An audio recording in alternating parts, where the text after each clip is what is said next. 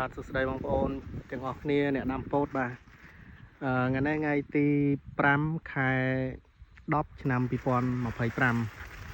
ពោតនេះយើងដាំកាលពីអាយុថ្ងៃទី2ខែ9ឆ្នាំ2025អញ្ចឹងមកដល់ឥឡូវនេះវាបានអាយុ34ថ្ងៃហើយឃើញថាប្រុសណាស់បងប្អូនអើយដើមឲ្យឡើងលឿនមែនតើនេះហើយយើងថតនៅម៉ោង6ល្ងាចពេលល្ងិតតិចហើយបងប្អូនពោតនេះត្រឹមក្លៀកណាបងប្អូន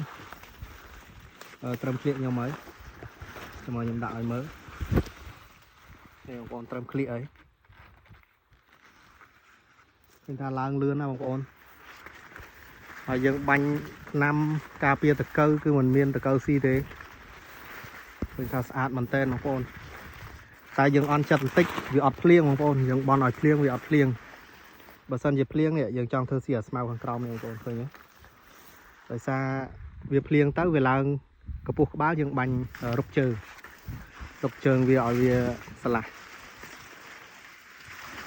បាទឃើញថាឡើងស្អាតណាស់បងប្អូនពោតឡើងស្អាតមែនតើរាំងយ៉ាងចូលចិត្តមួយអាទិត្យហើយអត់ឃើញភ្លៀងឃើញថាស្អាតមែនតើបងប្អូនអើយពោតនេះបងប្អូនមើលដោយសារនេះខ្ញុំដាក់ពលឺទូរស័ព្ទណាបងប្អូនបានរៀងភ្លឺបើសិនជាថតអត់ដាក់ពលឺទេវារៀងល្ងិតតិចហើយដោយសារម៉ោង6 7នាទីហើយ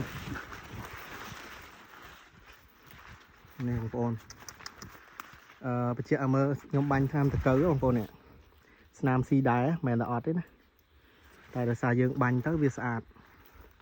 វាងាប់ស្អាតថ្នាំរបស់យើងអត់ទុកឲ្យវាកើតរហូតដល់ 60% 70% ទេយើងកើតឃើញតែ 10% យើងចាប់ដើមបាញ់ហើយ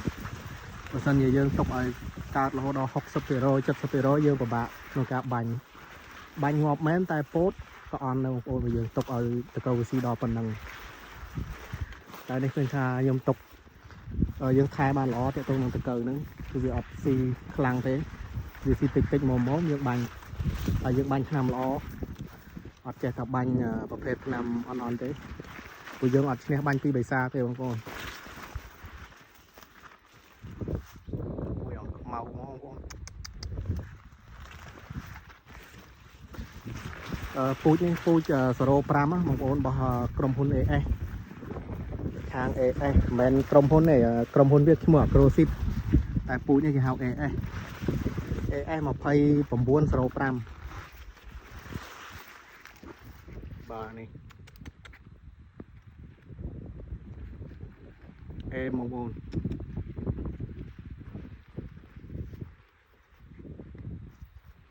អានេះខ្ញុំបន្ថយពលឺវារៀងល្ងិតតិចហើយចឹងចាំមើលអាយុ40ថ្ងៃបានកម្ពស់ណាបងប្អូនអានេះអាយុរបស់វា34ថ្ងៃត្រឹមក្លៀក34ថ្ងៃហើយដើមឆ្លោះណាបងប្អូនអើយនេះដើមវាឆ្លោះមែនតើហ្មងកន្លែងនេះអត់សូវមានស្មៅដូចកន្លែងដែលដំបូងនោះទេកន្លែងនោះគឺមានស្មៅដែលខ្ញុំថតឲ្យមិញណាកន្លែងហ្នឹងមិនសិនជាវាឡើងត្រឹមក្បាលយើងរុបថ្នាំឆេះឲ្យបងប្អូនឬក៏ជ្រាបឆេះហើយបងប្អូនត្រូវការថ្នាំបាញ់រុកជើងដូចខ្ញុំអញ្ចឹងអាជ្រាបឆេះអីអាចតាក់ទងមកតម្លៃធូរថ្លៃទេបងប្អូនយកដល់កេះ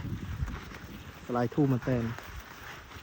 ដោយសារខ្ញុំអ្នកចការខ្ញុំអត់លក់ថ្លៃទេ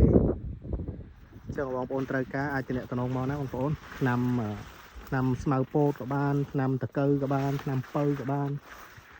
ជីបំពន់អីផ្សេងក៏មានជីក្របក៏មានអញ្ចឹងបងប្អូនត្រូវការអាចតំណតំណងមកខ្ញុំបានបាទនេះរៀងយប់ហើយខ្ញុំត្រូវទៅផ្ទះហើយអញ្ចឹងអរគុណច្រើនអាយុ40ថ្ងៃឬក៏50ថ្ងៃខ្ញុំថតឲ្យបងប្អូនមើលភាសាទៀត